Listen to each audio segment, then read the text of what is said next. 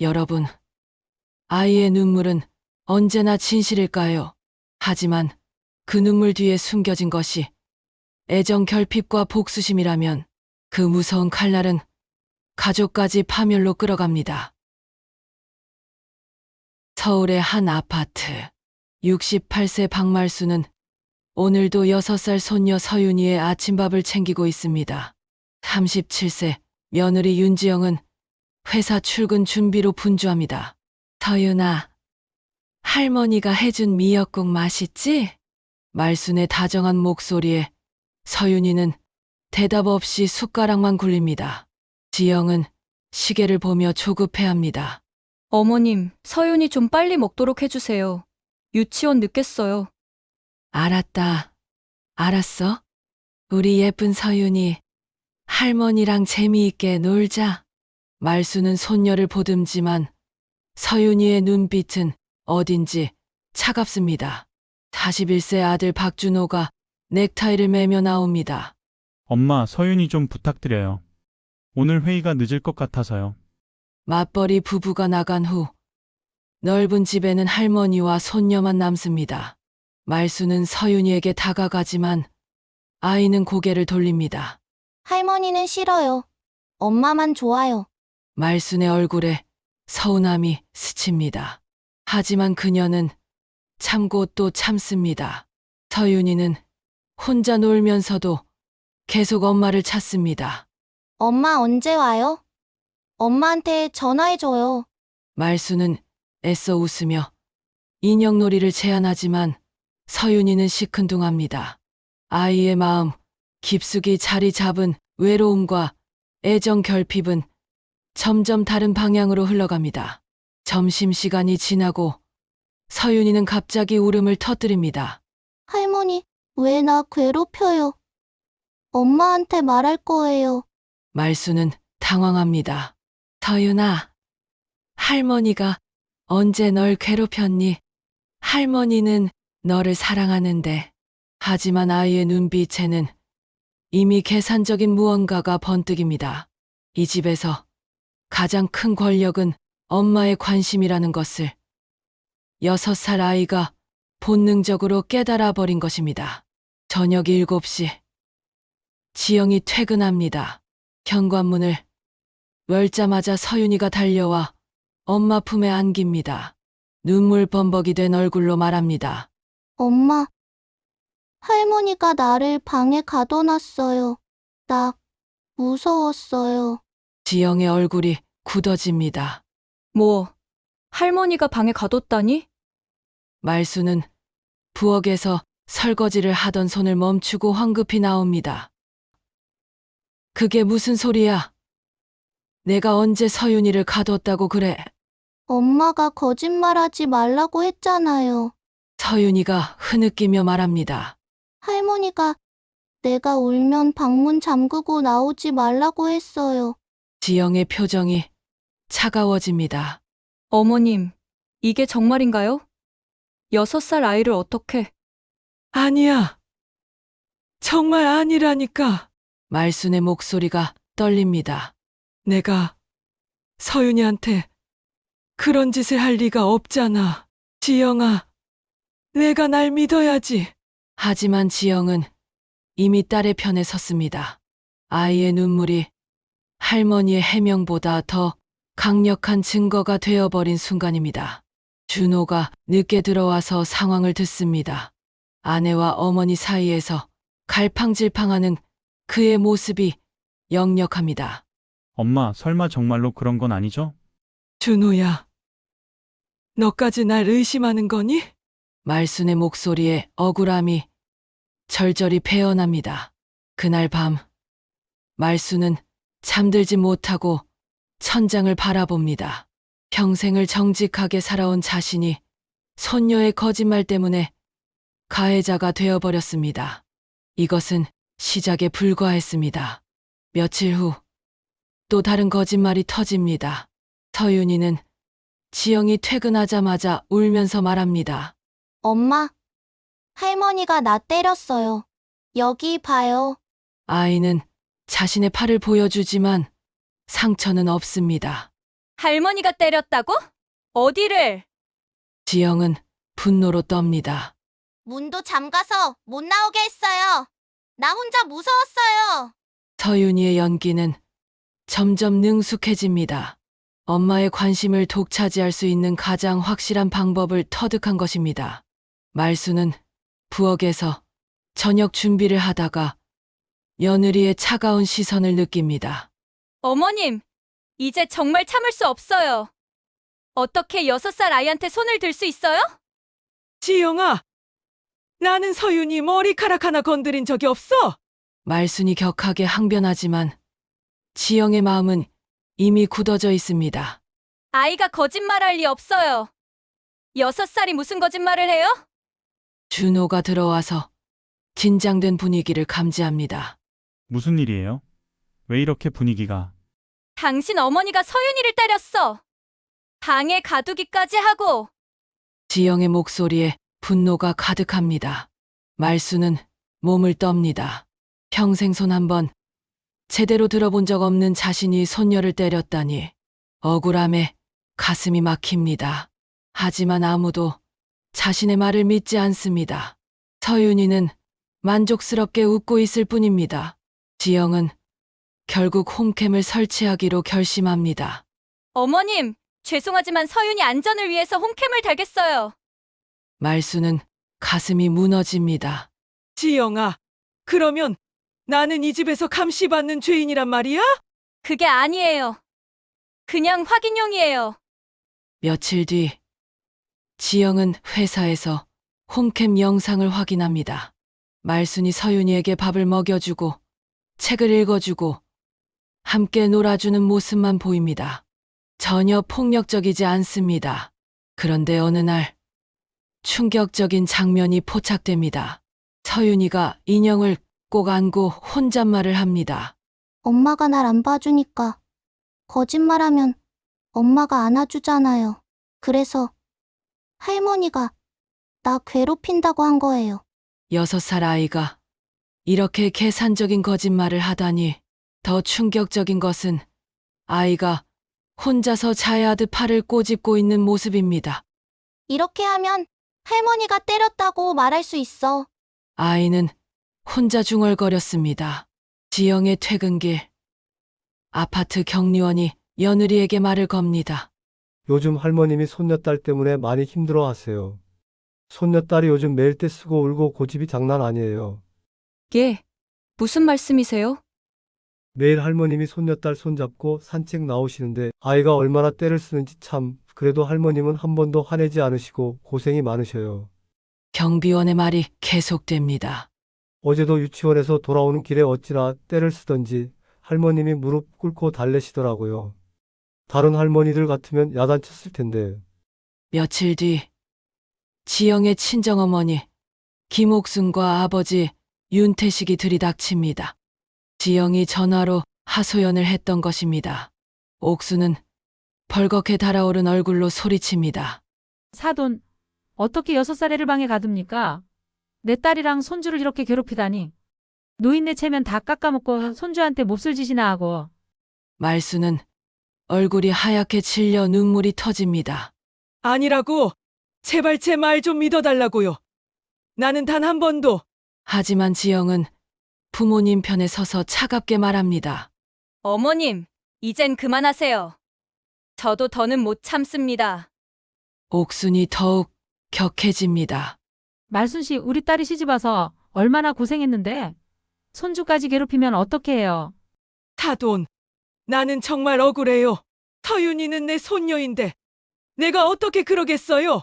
말순 씨, 이제 우리 손녀는 우리가 돌볼 테니 그렇게 알아요. 더는 못 맡겨두겠어. 방 안의 분위기는 최악으로 치닫습니다. 말수는 사면 초가에 몰린 기분입니다. 아들조차 아내 편에 서서 머뭇거리고 있습니다. 그 순간 준호가 홈캠 영상을 틀어버립니다. 잠깐만요. 다들 이것부터 보세요. 화면에 서윤이의 목소리가 울립니다. 내가 할머니 미워한다고 하면 엄마가 날 안아주잖아요. 엄마는 나 사랑 안 해주니까. 순간 방 안 공기가 얼어붙습니다. 사돈 부부는 경악하며 쳐다봅니다. 이게 무슨, 영상은 계속됩니다. 서윤이가 스스로 팔을 꼬집으며 말합니다. 이렇게 하면 할머니가 때렸다고 말할 수 있어요. 그럼 엄마가 나한테만 신경 써줄 거예요. 지영은 바닥에 주저앉습니다. 이럴 수가 서윤이가. 말수는 쌓인 억울함이 폭발합니다. 목소리가 떨립니다. 내가 언제나 참고 또 참았다. 그런데 사돈 어른들까지 날 짓밟아? 어린애의 거짓말 때문에 내가 평생 쌓아온 명예가 산산조각 났어. 옥순과 태식은 얼굴이 새파래져서 더 이상 아무 말도 못합니다. 자신들이 얼마나 큰 실수를 했는지 깨닫는 순간입니다. 준호도 머리를 감싸 안습니다. 엄마, 정말 죄송해요. 제가 엄마를 믿어야 했는데. 하지만 말순의 마음속 상처는 이미 돌이킬 수 없을 만큼 깊어져 있었습니다. 지영은 그제야 무릎을 꿇고 오열합니다. 어머님, 다 제 잘못입니다. 제가 아이한테 사랑을 주지 못해서 어머님께 모든 걸 떠넘기고. 사돈 부부도 고개를 숙입니다. 저희가 너무 성급했습니다. 하지만 말수는 차갑게 고개를 젓습니다. 침묵이 흐른 뒤 그녀의 얼굴에 분노가 서립니다. 68년을 살면서 이런 모욕은 처음이야. 말순의 목소리가 점점 커집니다. 손녀를 사랑한다고 했더니 학대범이 되고 평생 쌓아온 신뢰가 한순간에 무너져 버렸어. 그녀는 천천히 일어서더니 지영을 똑바로 쳐다봅니다. 지영아, 넌 정작 아이가 무엇을 원하는지도 몰랐잖아. 서윤이가 거짓말로 관심을 끌어야 했던 이유가 뭔지 생각해봤어? 지영이 고개를 들지 못합니다. 말수는 계속해서 쌓인 분노를 토해냅니다. 너네 출근한 후엔 하루 종일 서윤이 돌보고, 그런데 고맙다는 말 한마디 없이 감시 카메라나 달아놓고. 준호가 끼어들려 하지만 말수는 손을 내줬습니다. 아니야. 오늘은 내가 할 말 다 할 거야. 그녀의 시선이 사돈 부부에게 향합니다. 사돈 양반, 당신들은 또 어떻고? 딸 하나 제대로 못 키워놨으면서 남의 집 와서 행패나 부리고. 옥순이 당황합니다. 말순 씨, 그건 무슨 그건이야? 당신 딸이 애정 결핍으로 거짓말하는 손녀도 제대로 돌보지 못하면서 그 책임을 68세 시어머니한테 떠넘기고, 그러고도 부모 자격이 있다고 생각해? 말순의 분노가 절정에 달합니다. 내가 언제 서윤이 손가락 하나 건드렸어? 매일 공원 데리고 나가서 놀아주고, 책 읽어주고, 밥 먹여주고. 그런데 고작 6살짜리 거짓말 때문에 나는 죄인이 됐어. 태식이 입을 열려 하지만 말수는 계속합니다. 당신들도 마찬가지야. 사돈 체면 생각해서 조용히 넘어갈 거라고 생각했지? 68세 늙은 여자니까 그냥 참고 살 거라고. 방안이 조용해집니다. 모두가 말순의 분노에 압도당합니다. 말순은 서윤이를 바라봅니다. 서윤아, 할머니가 너를 미워해서 화내는 게 아니야. 하지만 거짓말은 나쁜 거란다. 할머니가 얼마나 슬펐는지 알겠니? 서윤이가 고개를 숙입니다. 말순은 다시 어른들을 향해 돌아섭니다. 준호야, 너는 내 아들이지만 오늘만큼은 실망스러워. 어머니보다 아내를 믿는 게 당연하다고 생각할지 모르지만 그래도 한 번쯤은 내 말을 들어봤어야 했어. 준호가 눈물을 흘립니다. 엄마, 정말 죄송해요. 죄송하다고 해서 다 해결돼? 내가 받은 모욕이 사라져? 말수는 가방을 들더니 단호하게 말합니다. 이제 정말 끝이야. 이 집도 이 가족도 내게는 의미가 없어. 68년을 살면서 이런 치욕을 당할 줄은 몰랐어. 지영이 울면서 매달립니다. 어머님, 제발 한 번만 용서해 주세요. 용서? 얘가 뭘 용서해? 말순의 목소리가 더욱 단단해집니다. 지영아, 너가 진짜 사과하고 싶다면 서윤이부터 제대로 키워. 일만 생각하지 말고 아이와 시간을 보내. 그게 나한테 할 수 있는 최소한의 예의야. 그녀는 현관을 향해 걸어갑니다. 온 가족이 붙잡으려 하지만 말순의 의지는 확고합니다. 말순 씨, 제발. 옥순이 마지막으로 붙잡지만 말순은 차갑게 뿌리칩니다. 김옥순 씨, 이제 당신이 손녀 돌봐봐. 68세에 이런 모욕 받으면서까지 남의 손녀 키울 이유는 없어. 문 앞에서 돌아서며 마지막 일침을 가합니다. 지영아, 기억해둬라. 아이는 사랑이 부족하면 관심을 끌기 위해 무엇이든 해. 그걸 모른 채 나만 탓했으니 앞으로는 내가 직접 감당해라. 그리고 마지막 대사를 남깁니다. 거짓말은 아이의 장난이 아니라 칼날이야. 오늘 그 칼날에 베인 건 내가 아니라 너희들이다. 그 상처가 아물 때까지 내가 얼마나 억울했는지 똑똑히 기억하며 살아라. 말수는 당당히 문을 나섭니다. 뒤에 남겨진 가족들은 서로를 바라보며 후회와 자괴감에 빠집니다. 지영은 바닥에 주저앉아 오열합니다. 준호는 머리를 감싸 안고 사돈 부부는 말을 잇지 못합니다. 진실을 알았지만 이미 너무 늦어버린 것입니다. 서윤이만 혼란스러운 표정으로 어른들을 바라봅니다. 엄마, 할머니 왜 가셨어? 내가 잘못했어? 지영이 딸을 끌어안으며 눈물을 흘립니다. 하지만 말순의 자리는 이미 텅 비어 있습니다. 68년 인생에서 가장 큰 배신을 당한 그녀는 다시는 돌아오지 않을 것입니다. 그날 밤, 온 가족은 각자의 방에서 후회의 눈물을 흘렸습니다. 한 계절이 지났습니다. 서윤이네 집은 여전히 넓고 깨끗하지만 어딘가 공허합니다. 할머니의 따뜻한 밥냄새도 정성스럽게 정돈된 거실도 이제는 기억 속에만 남아 있습니다. 지영은 육아휴직을 냈습니다. 회사에서의 성공보다 더 중요한 것이 있음을 깨달았기 때문입니다. 서윤아, 엄마랑 같이 그림 그릴까? 응. 할머니는 언제 와? 아이 나름대로 자신의 잘못을 알고 있는 듯합니다. 말순 씨는 지금 작은 원룸에서 지내고 있습니다. 경로당에서 만난 친구들에게는 애들이 바빠서 자주 못 본다고 말하고 다닙니다. 하지만 혼자 있을 때면 서윤이가 그립습니다. 아이의 웃는 얼굴, 토끼 인형을 안고 자던 모습들이 자꾸 떠오르네요. 그래도 내가 옳았어. 68년을 살면서 받은 가장 큰 모욕을 참을 수는 없었습니다. 지영은 서윤이와 함께 보내는 시간이 늘면서 많은 것을 배우며 지냅니다.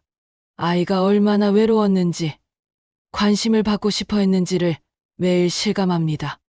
엄마, 내가 할머니한테 나빴어요? 어느 날 서윤이가 묻습니다.